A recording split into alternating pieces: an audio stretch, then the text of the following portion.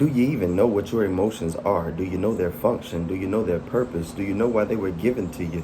Do you understand that they were not embedded inside of you to torture you? They were not embedded inside of you for you to attach yourself to, identify yourself by, and use to attack other people when they're displeasing in your sight. That's not what they're for. And just like people, your emotions, when you try to use them for reasons and purposes that they were not intended, will always let you down and mislead you.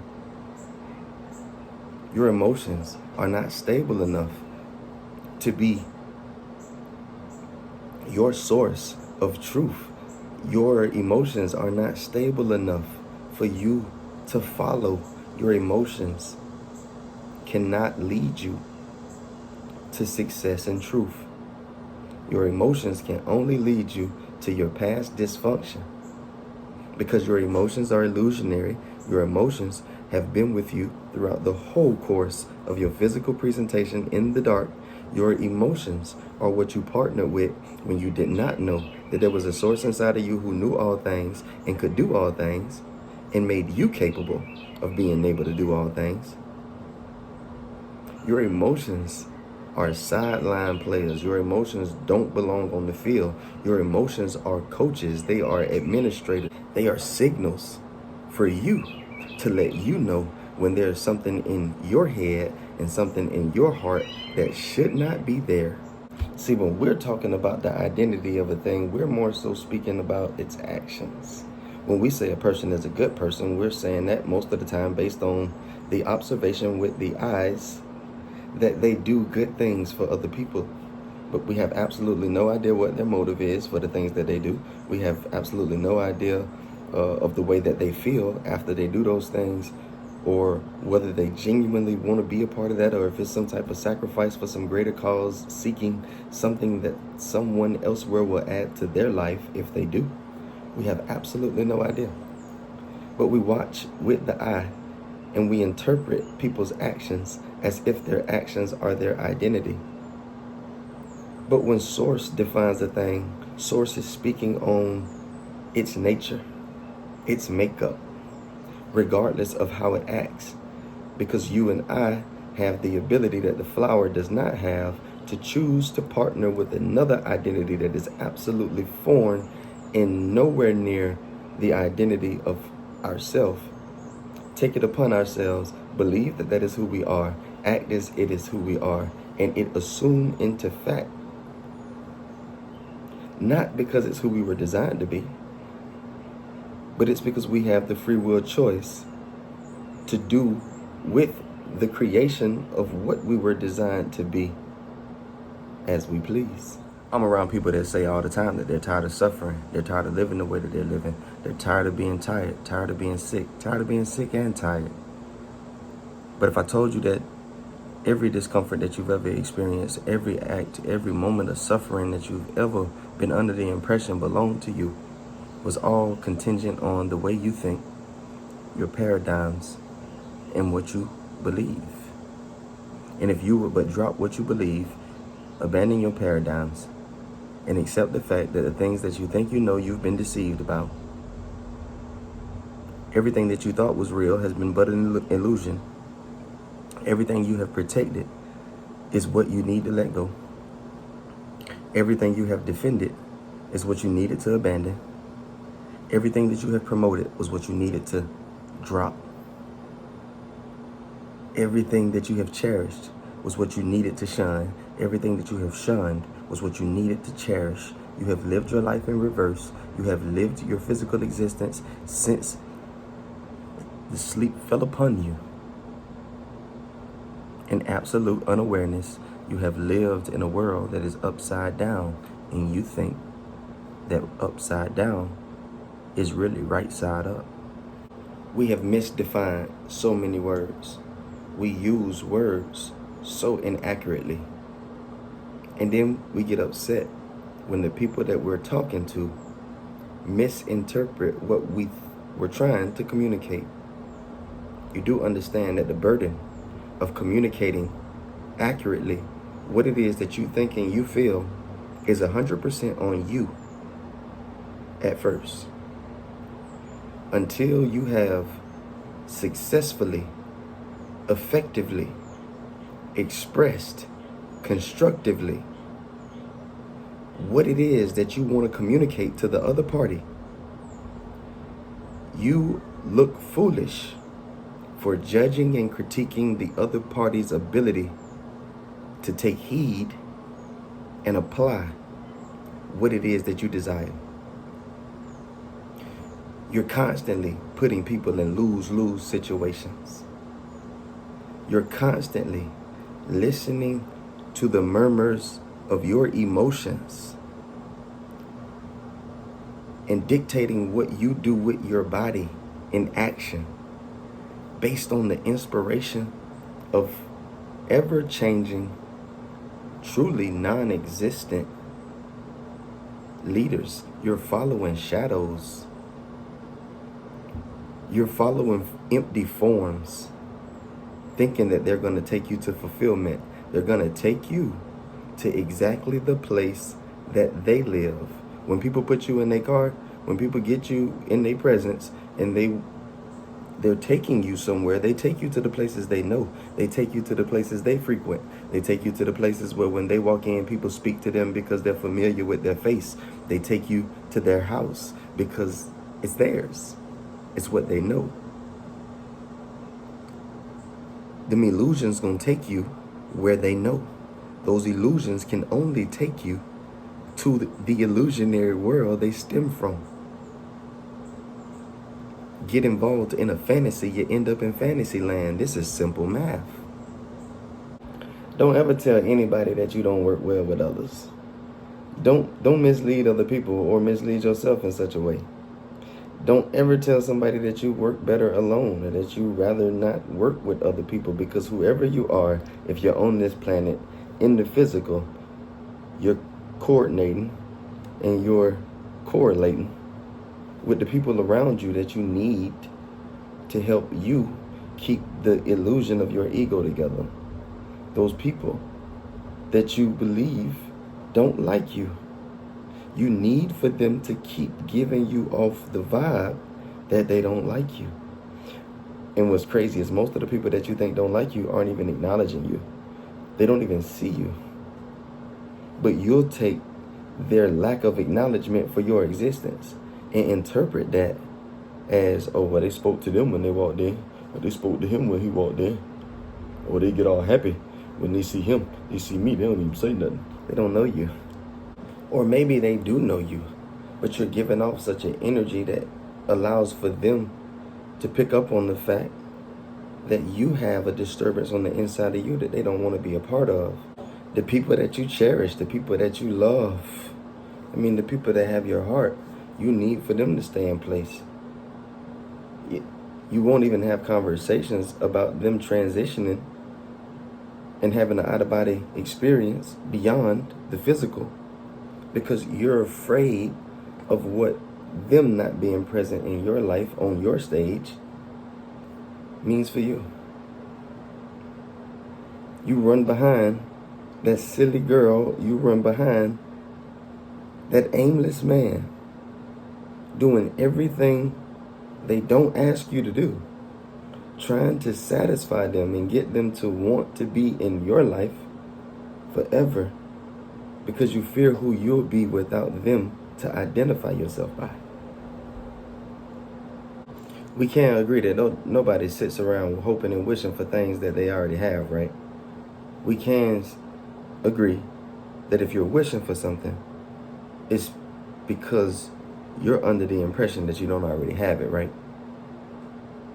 So when you wish that you had a bunch of money, you wish that your life was different, you wish you had the capacity to make your life different, you wish that people would treat you right, you wish that people would be there for you and support you and care for you and tend to you the way you're under the impression you do for them. You wish for so many things, right? And we can agree, if you're wishing for it, it's because you think you don't have it, right? All right, so I'm going to read a passage from A Course in Miracles, and we're going to see where we land. There is no time There is no space, no place, no state where God is absent. There is nothing to be feared. There is no way in which a gap could be conceived in the wholeness that is His. The compromise, the least, and the littlest gap would represent in His eternal love something quite impossible. For it would mean His love could harbor just a hint of hate. His gentleness could turn sometimes to attack, and His eternal patience sometimes could fail. All this do you believe when you perceive a gap between your brother and yourself? How could you trust Him then? For He must be deceptive in His love. Be wary then. Let Him not come too close and leave a gap between you and His love, through which you can escape if there be need for you to flee. Do you believe that you live in a world where nothing is to be feared? Do you believe that you live inside of an experience that there is no space, no place, no time where God is not? Do you believe that there is no gap of separation between you and your Creator? Do you believe that there is no gap of separation between you and your brother and sister? Do you believe that the slightest hint of separation or gap between you and your Creator would be a factual indication that God's love could include a little bit of hate, and His consistency could be defined as sometime? Those types of definitions are only accurate in the world of the split and divide based on the illusionary egos that it takes to feel such a place. We live inside of the physical expression of all that is true and all that is love and all that is good. Now, where you believe you live is a whole nother conversation, because we just read from A Course in Miracles that there is no space, no place, no time where God is absent. But you and I are all constantly under the impression that we are inside of moments that God is absent. Whether we're awake or asleep, you and I both believe there are times, places, spaces where God is not. And your standpoint as a student can be assessed by yourself right now, because what we just said is factual. What we just admitted is factual. We live under the impression that something is true that is not. We have come into the truth of what is. Now, take an assessment of where you land, who you're dedicated to, who you're committed to when you get in moments where what you think and what is contradicts. Do you defend what you think you know, or do you abandon what you think you know and celebrate a coming into the truth and awareness that'll set you free? Because you say you know that the truth will set you free, but every time you encounter truth that contradicts what you believe, you fight against it as if what you believe will set you free or has set you free. But you've been living based on what you believe for a long time. And I ask you, have you been free? Or have you been a slave in bondage, changing with the winds of circumstance, affected by the ins and outs of those around you, holding on for dear life as life goes up and down, and you call it a roller coaster as if it's by design that it happens that way? It's your ignorance of what life is, and your ignorance of you as the king or queen of life. Your ignorance of your role, your ignorance of your power, your ignorance of your purpose that causes for you to live an expression in the physical, accurately depicted and described as a roller coaster. So, like I say, all these things you do believe. If you have an idea, if you perceive that there's a gap between you and other people, all of the things that we just talked about are things that you believe, whether you know it or not. But when you get rid of the idea of separation, when you jump back to the beginning of the passage and you remember that there is no time, no place, no space, no state where God is absent, and you remember that there is absolutely nothing to fear, and there is no gap between you, your creator, and any of the other creations on the list, that will eliminate all of the other illusionary ideas you carry. Just remember that. But if you continue to perceive the gap between you and your brothers and sisters, then how could you trust him? He must be deceptive, of course, with his love. Be weary, of course. Don't let him come too close. And leave a gap between you and his love, through which you can escape if there need be for you to flee. If you don't hear what it's like to partner with the average human being inside of that presentation of, I'm trying to give myself to you in such a way that allows me to continue to keep myself safe from you. I'm extending myself freely to you while trying to keep myself from being harmed by you. You can't give yourself and protect yourself simultaneously. And you're not loving if you're not giving all of yourself. So if there are parts of you that you are protecting as you give partially of yourself, we're not calling that love just because you want us to. It's a vain attempt in the dark to deliver something that is only available in the light.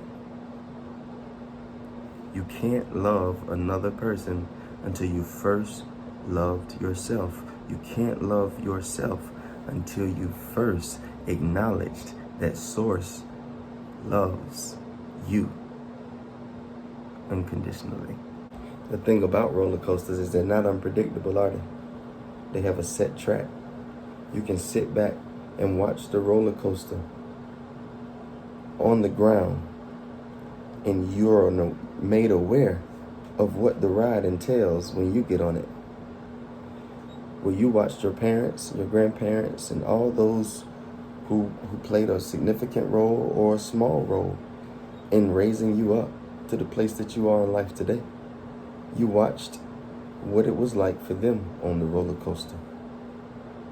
And you went inside of your head and you told yourself that you would never do that.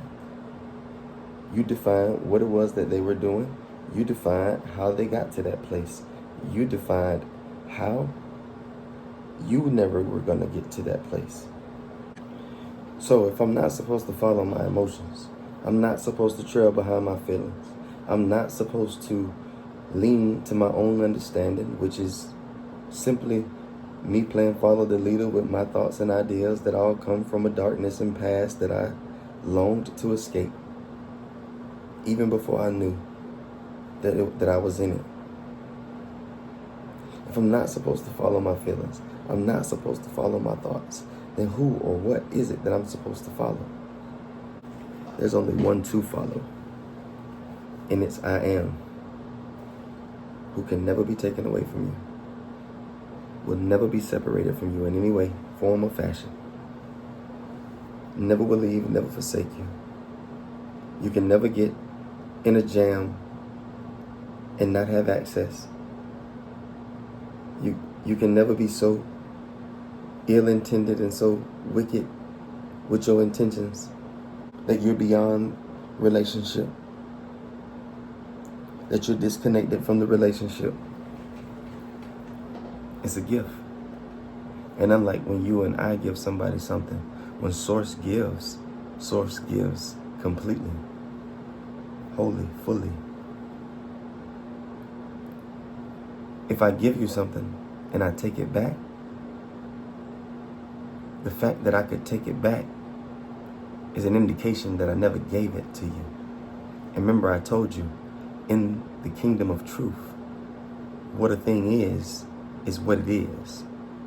So when we say that life is a gift, life is not something that was given from Source conditionally that will one day, if violations occur, be taken away by the giver.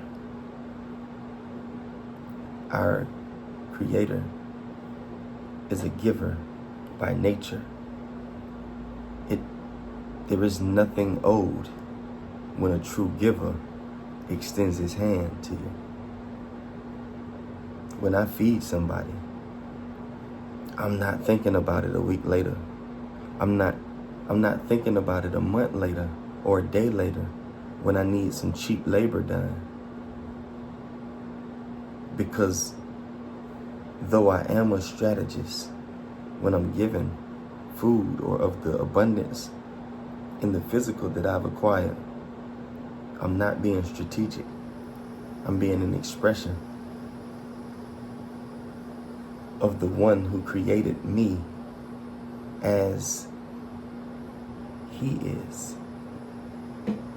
We deal with so many things that are illusionary, so many things that are fake, are absolutely fantasy, but to us, they are completely real. So the only thing Source can do to facilitate in the issues and areas where we are wrestling with illusions is to build our awareness of truth to such a place that we know when an illusion is in front of us, when an illusion is being entertained within us. God only deals in things that are real, which is why God is constantly engaging with you, but never getting in the middle of your illusions, never coming and stripping and ripping the illusions out of your hand or destroying them, just showing you that while it's there, I am still is too. And when it's gone and it leaves you and it didn't save you the way you thought it would, I am will be there as well. Making the point to try to raise your level of awareness to see that this love that you've been going out trying to find has always only been within you. And you can't use that relationship between you and Source, you and I am, of genuine, unconditional agape love as a way to dictate and gauge how others should love you and you require them to love you in order to stay in your life, because that's not the way it works. When you experience the true love within yourself, you want others to experience the true love within themselves. So you become an expression, a visual witness to that goodness on the inside, in hopes that one day they'll look at you and see themselves. Jumping back one more time into what A Course in Miracles says, so that we can really, really get a look of the dysfunction that we experience and why. Because we're always telling people why we carry such dysfunction. But it's oftentimes just a fabrication from the legion of voices inside our head that we entertain that are constantly leading us in circles. So because if we had it figured out, we probably wouldn't keep running into the same dysfunctional pieces of life, would we? So if I can't tell you why I keep running into it, I'll probably keep running into it. But if I can tell you why, I probably can stop it. So when I come and I tell you that this thing that I've been trying to stop for a while, I keep doing, that should let you know not to ask me why. We need another source to know why. We need to investigate why. And right here in this passage of Course in Miracles, we see why. You believe that God's love could harbor just a hint to hate. Do you not? Do you not carry this idea that God blesses those who worship and listen to him and punishes those who don't? That's a hint to hate. That's actually more than a hint to hate. His gentleness could sometimes be an attack. We ain't even finna go there. You know that you be saying stuff like spare the rod, spoil the child, and correlating that with this idea that sometimes God got to get on your ass. And his eternal patience could sometimes fail. We not finna sit here and act like you don't have eternal destinations that you look to one day going. We're not gonna act like the gentleness couldn't sometimes be an attack.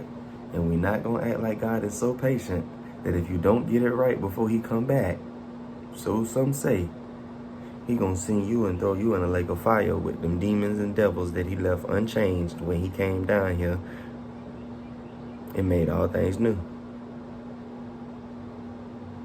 Since you couldn't partner with what was new for you, you got to go down there where them folks at. That's crazy. Let's be real though. All this you do believe. And I know you struggle with things like books and people telling you what you believe because you think you're the only one capable of telling you what you believe or telling people what you believe. And to be real, you lie so much to yourself that in the conversation of what you believe, you have to disregard everything coming out of your mouth and look only at your actions. Somebody asks you if you believe it was going to rain that day, you'll be in a raincoat with rain boots on, carrying an umbrella and say no, convinced that you were not. You got to learn how to look at your actions and take an assessment, an honest assessment, an unbiased assessment, so that you can move forward in growth, so that you can move forward in truth, so that you can move forward a witness of truth and not be a witness of the illusions and a witness of the darkness, because that's what you are by default. When you're carrying illusions, you become a witness for illusions. People can look at you and see illusions, and they can look at you and see the detriment of carrying illusions and living your life by illusions. You become a living witness of what it is to partner with illusions.